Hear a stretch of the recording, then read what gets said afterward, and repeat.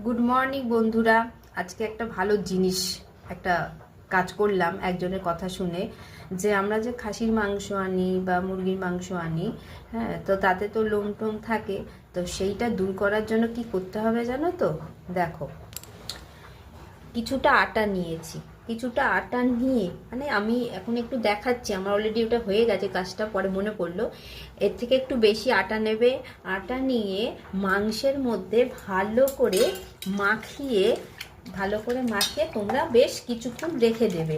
যখন বাজার থেকে মাংসটা আনবে, মাংসটা এনে বেশ কিছুক্ষণ তোমরা মাখিয়ে রেখে দেবার বেশ কিছুক্ষণ পর হালকা গরম জলে তোমরা মাংসটা ধুয়ে নেবে। তারপর দেখবে মাংসটা একদম পরিষ্কার হয়ে গেছে, তাতে কোনো লোম বলো রক্ত বলো সেটা ওই আটার সাথে আটকে গিয়ে ওটা ধুয়ে যাবে। তাহলে প্রসেসিংটা বেশ ভালো হলো না, চটজলদি। তাহলে আমরা যে মাংসের মধ্যে যে লোমটা সেটা আমার আটার সাথে লেগে উঠে যাবে, তাই না? যে আমাকে বলেছে তাকে অনেক ধন্যবাদ।